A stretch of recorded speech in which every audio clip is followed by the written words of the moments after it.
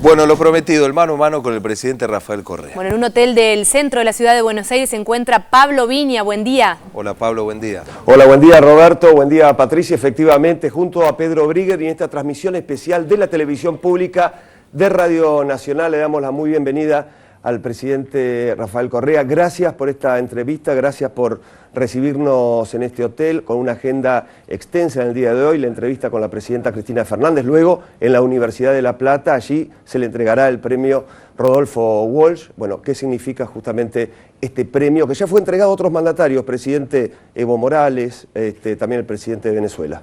Bueno, Pedro, Pablo, primero un abrazo, gracias por la oportunidad, un abrazo a toda Argentina, más aún a través de medios públicos, que es uno de los mensajes hoy día en la Universidad de La Plata, la necesidad de democratizar la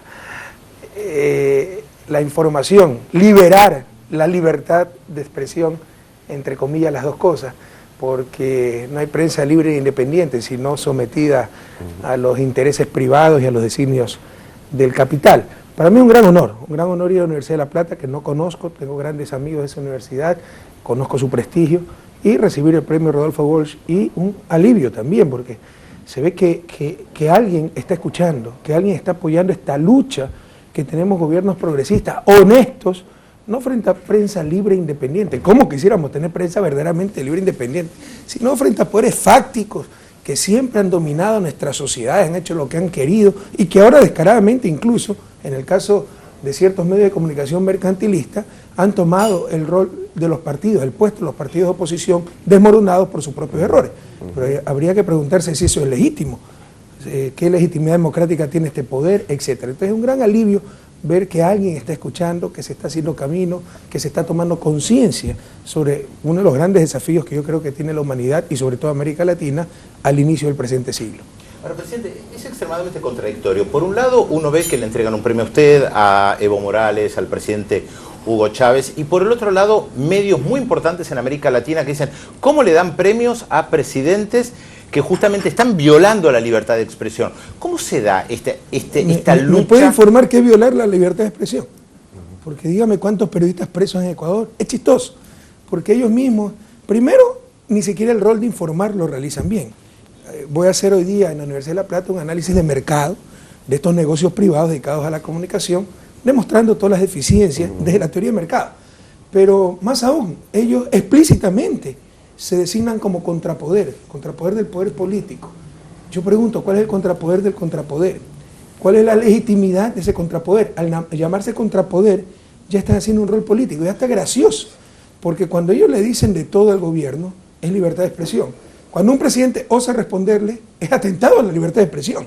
Entonces hay una doble moral impresionante. Explíqueme qué violación a la libertad de expresión. Le aseguro que lo que toleramos en Ecuador, en Argentina, en Venezuela, jamás, yo he vivido en Europa, Estados Unidos, no voy a engañar, jamás sería tolerado en países como los de la Unión Europea, como Estados Unidos, confundir el cuestionamiento con la mentira, la manipulación, las tres clases de noticias que tienen, las que presentan de vez en cuando parece que informan, las que nunca presentan porque afecta a sus intereses y las que se inventan para atacar a sus adversarios. Entonces dígame, ¿qué es violación a la libertad de expresión? Porque creo que entiendo algo de libertad de expresión y le aseguro que lo que la violan todos los días son estos negocios dedicados a la comunicación. ¿Tiene que ver entonces con ese rol de partidos políticos que parecen asumir muchos medios, que tiene que ver con lo que usted decía, la fragmentación, desintegración de los partidos políticos? Pero es que ese es uno de los debates.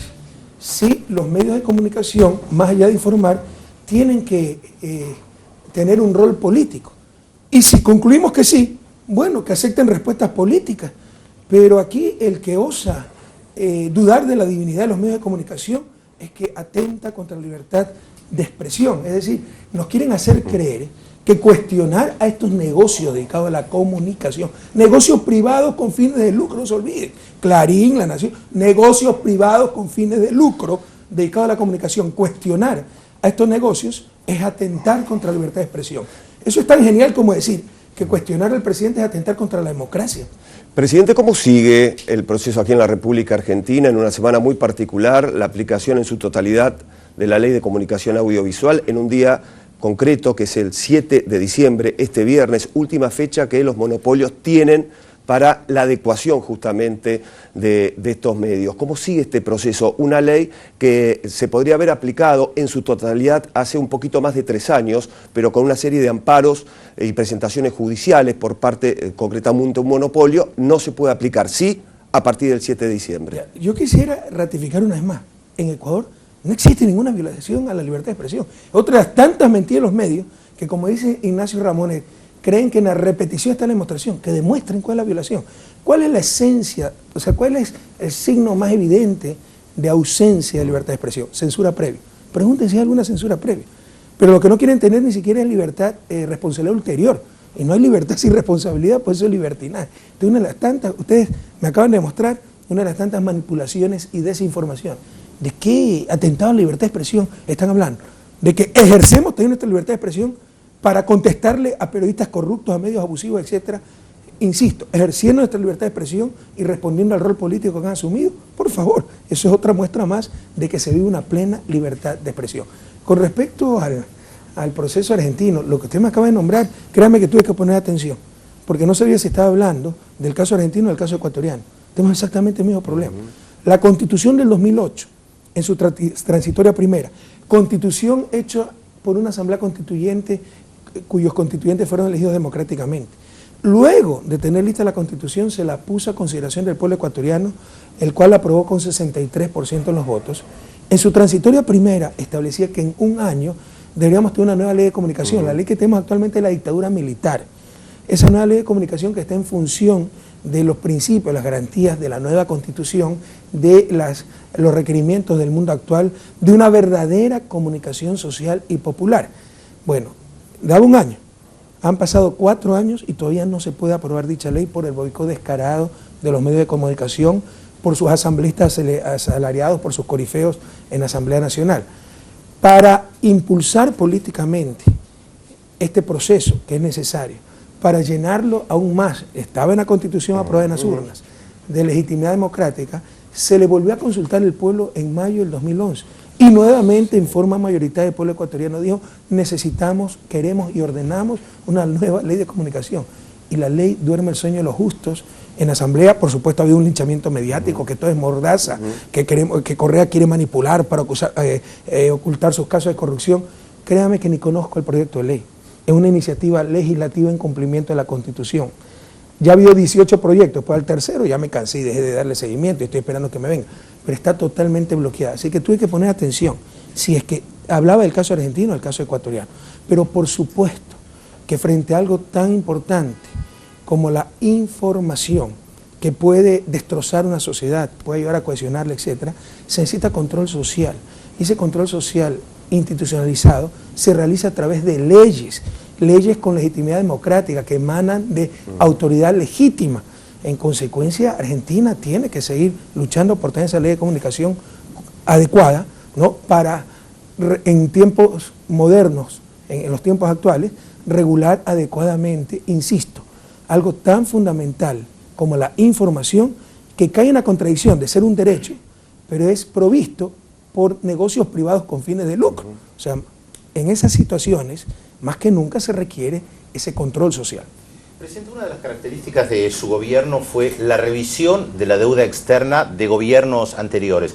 ¿Dónde está ese proceso y cómo se liga con esta nueva tasa a las ganancias a la banca privada que comenzaría a implementarse en enero del año que viene? Bueno, eso demuestra bastante bien el cambio de relaciones de poder en Ecuador, como en Argentina, como en muchos países de nuestra América Latina. Antes éramos sometidos a los intereses del capital, no se podía cuestionar, si no era un populista, bueno, nos dicen de todo, ¿no? Pero lo técnico era pagar hasta por anticipada la deuda externa, sin cuestionarse si era legítima, ilegítima, para qué había servido. En consecuencia, apenas llegamos al gobierno. Y eso demuestra quién manda en una sociedad, cuidado.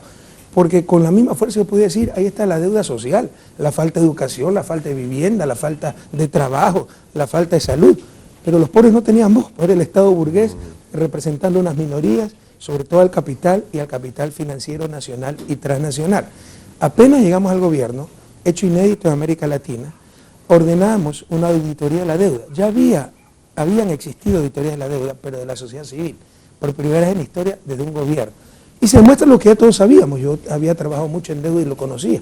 Además, fui testigo presencial de cómo se manejaban esas cosas, de que la mayoría de la deuda era absolutamente ilegítima, que siempre se ve renegociada en favor de los acreedores. Por ejemplo, la deuda se tasaba, se transaba en el mercado financiero al 30%. Ellos la compraban al 30%. O sea, si usted tenía buena deuda que decía $100, en verdad lo había comprado a $30. ¿Qué es lo que dice la lógica? ¿En base a qué valor tengo que negociar la deuda? ¿En base al valor del mercado? No, la negociamos en base al valor nominal. Y como gran caridad, concesión, nos daban 30, 40% de descuento. Es decir, pagamos $60, lo que usted compró en 30. Y siempre era en favor de los acreedores. Y no acababa nunca esa deuda, sino que crecía día a día por la capitalización de intereses, lo cual era ilegal en el marco jurídico ecuatoriano, y un largo etcétera de ilegalidades. El origen de esa deuda es época de dictadura, con mucha corrupción, incluso para gasto corriente, para compra de armamentos, etc. Bueno, se demostró lo que todos sabíamos. Y se tomó la decisión soberana, por supuesto, con bastante estrategia, con técnicas de teoría de juegos, en un momento donde había mucha liquidez, porque estas decisiones hay que tomarlas en una posición fuerte del país, no débil, porque si no, la lógica financiera, ¿cuál es? Está en el suelo, te acabo de patear. La lógica de desarrollo es te doy la mano. Entonces, para salir del bache, del problema. Entonces la tomamos en un momento en que estaban en un excelente estado las finanzas públicas, había liquidez, y dijimos no pagamos por esto. Entonces obligamos a los acreedores a vender sus bonos y pudimos recomprar esa deuda a un promedio de 35% de su valor nominal, que era el valor al que se había en su gran mayoría transado en el mercado. Y con eso pues nos liberamos de un peso enorme y ahorramos al país cerca de $8.000 millones en valores corrientes a través de los años. Fue un proceso tremendamente exitoso, se logró retirar más del 90% de la deuda que estaba en bonos global en ese entonces en el mercado. ¿Y el de la tasa, perdón Pablo? ¿Esta nueva tasa que le quieren imponer a los bancos? No son nuevas tasas, mire que también hay desinformación. Esto demuestra el cambio en las relaciones de poder. Antes todo estaba en función de capital. ¿Quiénes mandaban? Los banqueros, como está pasando en Europa, todo el problema de Europa, y por eso van a alargar la crisis, va a ser más profunda y sobre todo va a costarle a los ciudadanos y no a las corporaciones y al capital financiero, es para defender los intereses del capital financiero. Lo que se está haciendo con Grecia, no lo sabemos de memoria, los argentinos, los ecuatorianos, los latinoamericanos, es darle por un lado chorro de dinero al Fondo Monetario, pero con tales ajustes para que nada quede en Grecia, para que nada quede para el pueblo griego, para que nada quede para superar la crisis, sino que todo salga por otro lado para pagar la deuda con los bancos alemanes y franceses. Es cuidar nada más el retorno de los rendimientos del capital financiero. Eso no lo sabemos de memoria en América Latina. Entonces, en Ecuador, con estas relaciones de poder, donde siempre mandaban los bancos, el capital financiero, los acreedores externos, lo que a nadie sorprendía que se socialicen las pérdidas. En el 99 quiebra el sistema bancario, nos hacen pagar a todos, nos incautan los depósitos, era el gobierno cheerleader del neoliberalismo, ¿no? Que propiedad privada, que mercado, que minimización del Estado. Y cuando pierden los bancos, fruto de ese fundamentalismo neoliberal, porque en el 94 se relajan los controles financieros bajo el mito que nunca ha existido ni existirá de que solitos se autorregulan los negocios, la mano invisible, ¿no? Que como dice Stiglitz es tan invisible que nunca se la ha visto. Entonces en el 99 colapsa el sistema financiero, quiebran los bancos por corrupción, por incapacidad, préstamos vinculados, por haber utilizado la plata de los depositantes en sueños faraónicos, edificios de mármol con columnas neoclásicas y toda esa vaina, y nos hacen pagar a todos por esa quiebra. Entre otras cosas, fueron múltiples mecanismos, la crisis costó más de $6.000 millones, que en proporción a nuestro Producto Interno Bruto de las crisis más costosas de América Latina.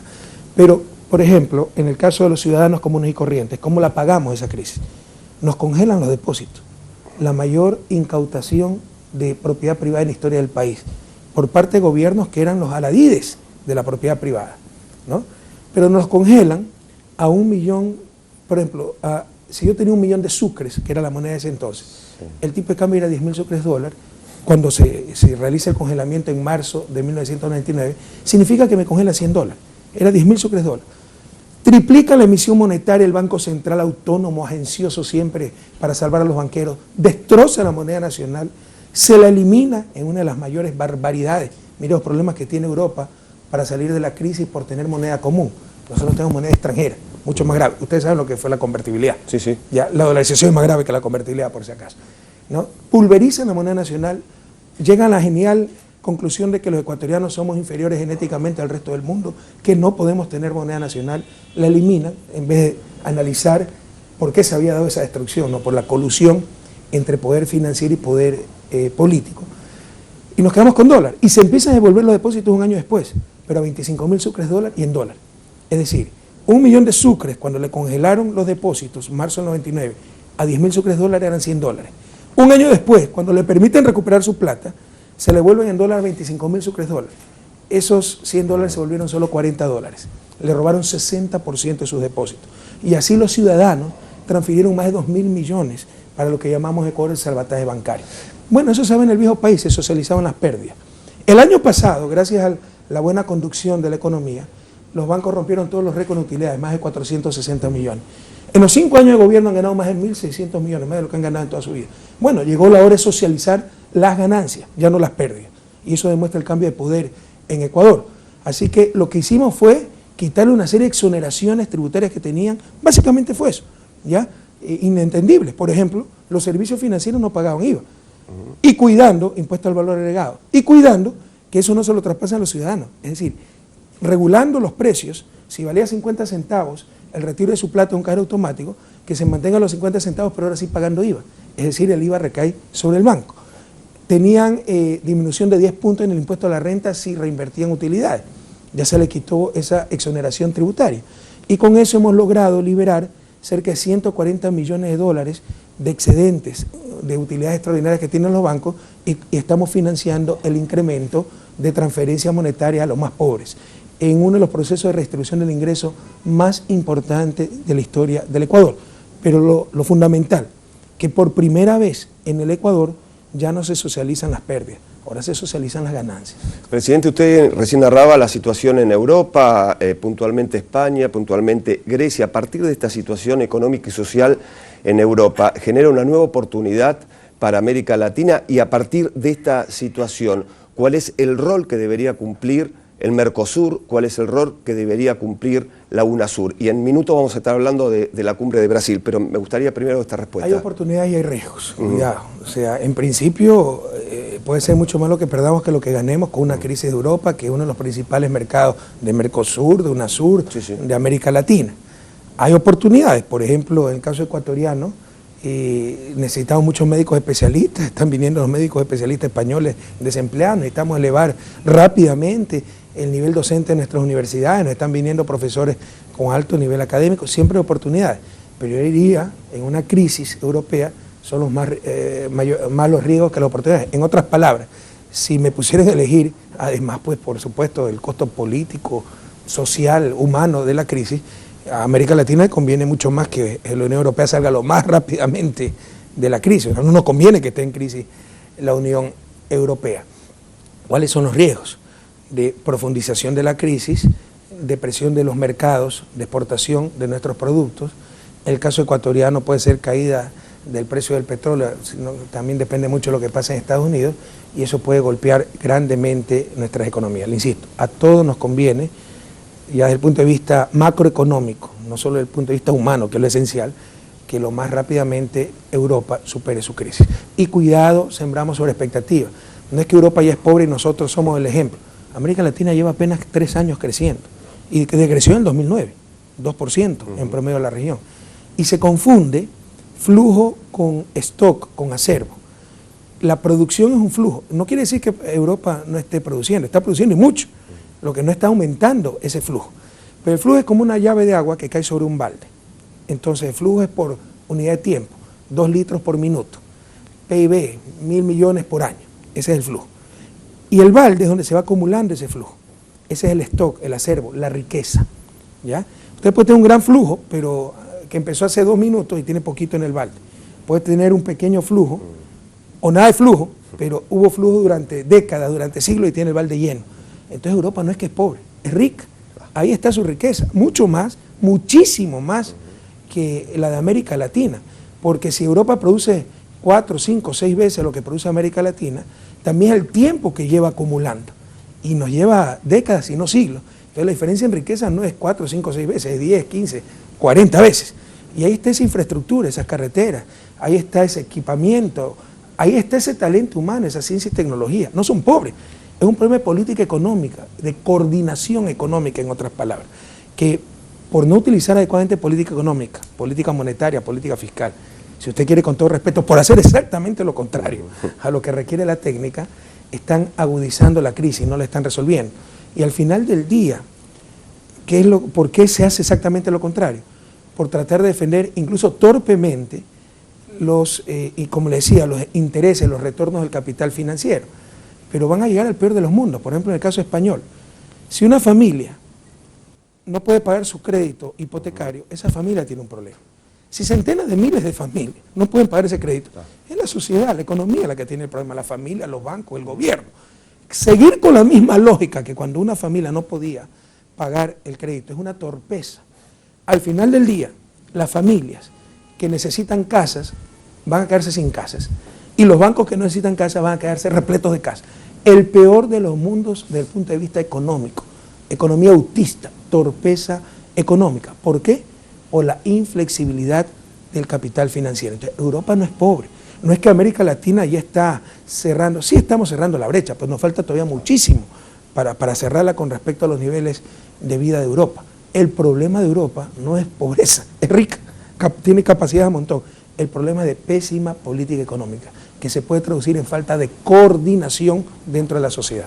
Recién nombrábamos al Mercosur, justamente en 48 horas, Pedro, hay una cumbre en Brasil, allí su país va a solicitar ser miembro pleno del Mercado Común del Sur, lo mismo va a ser Bolivia. ¿Existe esta posibilidad concretamente que se pueda anunciar este viernes allí en Brasil? Todavía estamos estudiando el caso, Mercosur nos ha invitado a ser miembros, a Bolivia y Ecuador. En el caso de Ecuador, y con todo respeto y cariño, el inmenso cariño que tenemos a Bolivia, es muy conveniente para Mercosur integrar un miembro como Ecuador, porque sería el único miembro con costas en el Pacífico, con salida hacia el Pacífico. Claro.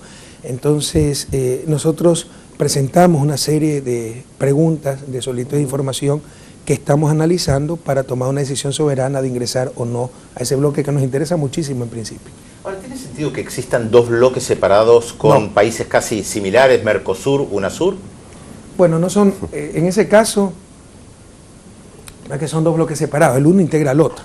El problema fue que antes la integración era subregional, andina y Mercosur. No solo eso, Mercosur nace en plena era neoliberal, entonces sale con un marcado tinte mercantilista. La integración solo crear mercados, no crear ciudadanos, sino crear consumidores. Y la CAN sufre un proceso similar, pese a que la CAN se genera en los años 60, en la época de la industrialización sustitutiva de importaciones, luego se la transforma también y se influencia por esta arremetida neoliberal y se la mercantiliza, ¿no? Básicamente la CAN fue lo mismo, a partir de los años finales de años 80, inicio de los 90, crear un gran mercado. UNASUR, además que es un universo integracionista más grande que incorpora a la CAN y a Mercosur, es lo que hemos llamado una integración integral. Sí, las relaciones comerciales son importantes, pero no es lo único importante, ni siquiera lo más importante. Por ejemplo, la integración financiera, tener nuestra propia estructura financiera regional para dejar de financiar al primer mundo, de traspasar centenas de millones por el señoreaje, por utilizar una moneda extrarregional en nuestros intercambios, etc. Eso es tremendamente importante. La conectividad, los proyectos de infraestructura en común, conectividad no solo vial, por ejemplo, tendido eléctrico. Ecuador en el 2017 estará en capacidad de enviar electricidad al norte de Chile. Hay países que tienen en América Latina, en Sudamérica exactamente, déficit energético, otro superávit energético. Pero como región tenemos superávit. Se necesita la interconectividad eléctrica. Entonces el proyecto es sumamente importante. La armonización de política, defensa, hemos avanzado muchísimo.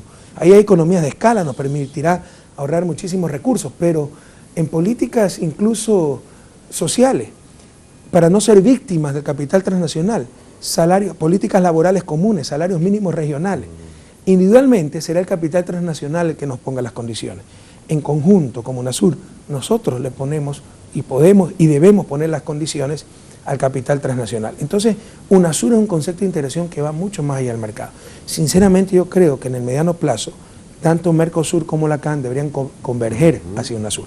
Cuando usted plantea esto de UNASUR como eje político, ¿esto permitiría entender también los intentos de golpe de Estado en el caso de Ecuador, en el caso de Bolivia, o incluso la destitución de Fernando Lugo en el Paraguay, a través de un golpe de Estado parlamentario? Por eso le digo, UNASUR es mucho más, es una concepción mucho más amplia de integración, lo que hemos llamado integración integral, porque también es un espacio para procesar conflictos y para defensa de principios que deben caracterizar a la región como los principios democráticos. Fíjese la actuación de UNASUR el 30 de septiembre del 2010, ¿no? En un día, algo sin precedente en la historia de Sudamérica, se reunieron 8 presidentes en Buenos Aires para rechazar radicalmente ese intento de golpe. La actuación en el caso de Paraguay. Entonces, es... Sí, yo creo que podemos hacer un poquito más. Entonces, es una integración que va mucho más allá de la visión mercantilista, que con todo respeto ha caracterizado a la CAN y a Mercosur. Mercosur prácticamente de su inicio, ahora es que está cambiando, rechazando, cuestionando, por ejemplo, los tratados de libre comercio. Pero incluso la CAN empezó con otra visión y se la sometió a la visión neoliberal durante los años 90. Presidente, en las próximas horas se dirige rumbo a Casa de Gobierno, va a ser recibido por la presidenta Cristina Fernández. ¿Ya hay una hoja de ruta de los temas que van a tratar? Me la pone difícil. Sí sabemos los 2 o 3 puntos principales que vamos a tratar con la presidenta. Incluso ya está el convenio hecho para revalidación de los títulos universitarios ecuatorianos en Argentina, sobre todo los títulos de médicos. Están viniendo muchos médicos a hacer posgrado. Tenemos un programa de becas enorme. Para finales de este año esperamos haber otorgado 5.000 becas, más que en toda la historia del país junta esa historia, todos los gobiernos juntos.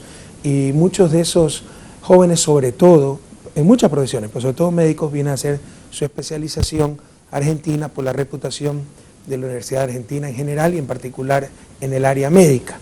Pero obviamente también se van a tratar otros puntos. Sinceramente, hemos tenido tan intensa agenda que todavía no puedo chequear en detalle todos los puntos para la reunión con Cristina, pero sí tenemos los 2 o 3 puntos principales, entre ellos la revalidación de títulos.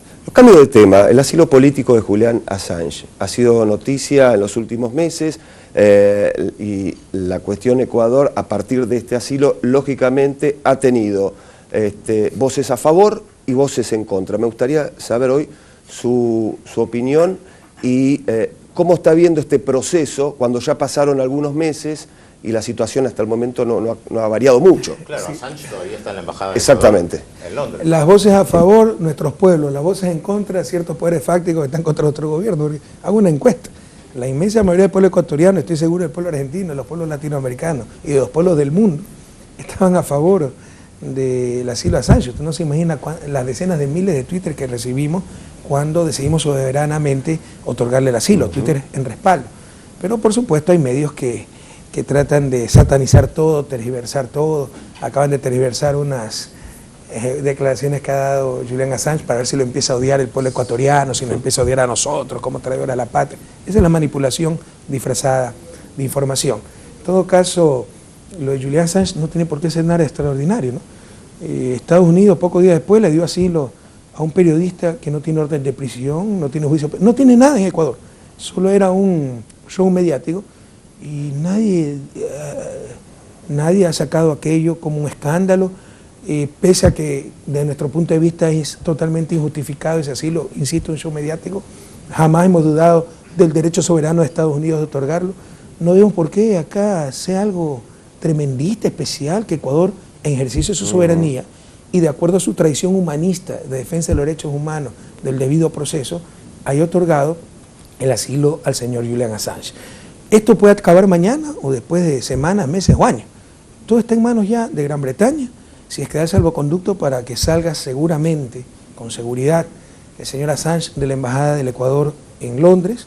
Esto está en manos de la justicia sueca, que siempre pudo, jamás hemos buscado ni remotamente entorpecer la investigación de la justicia sueca sobre supuestos delitos sexuales. Pero de acuerdo a la legislación sueca, de acuerdo a precedentes existentes, ellos pueden, esto es perfectamente legal, ya ha habido incluso, insisto, antecedentes, ellos pueden interrogar al señor Assange vía electrónica, Skype, Internet, o enviar un fiscal para que lo interrogue en embajada. No lo quieren hacer. Y se acaba el lío. Claro. Y una tercera alternativa, que luego un poquito más remota, es que tengan éxito las acciones judiciales que ha emprendido el abogado del señor Assange frente al sistema de justicia europeo para permitir que salga, insisto, con seguridad y le elija el país de destino con total libertad el señor Assange de la Embajada del Ecuador en Londres, que pueda salir con esa seguridad, insisto. Entonces hay una serie de acciones que el juez Baltasar Garzón, abogado español, abogado de Julian Assange, está realizando frente al sistema de justicia europeo. Bueno, la verdad que han quedado y quedan muchísimos temas para seguir dialogando con el presidente de Ecuador, por ejemplo, el proceso electoral, las elecciones, su candidatura a la reelección. Lo vamos a tener que dejar para otra oportunidad.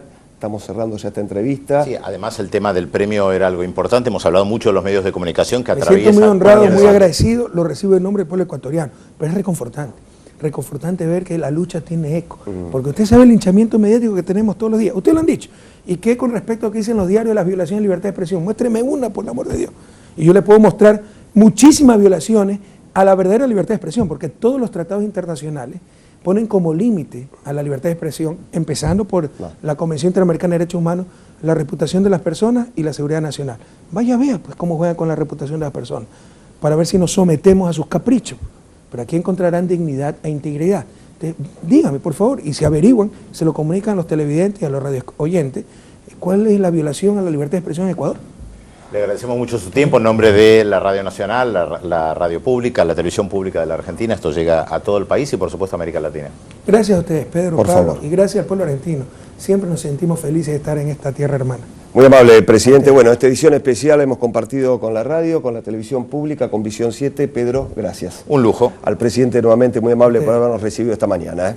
Volvemos al estudio con Roberto, con Patricia. Ustedes. Gracias, Pablo Viña, Pedro Briguer, por esta entrevista exclusiva con el presidente Rafael Correa.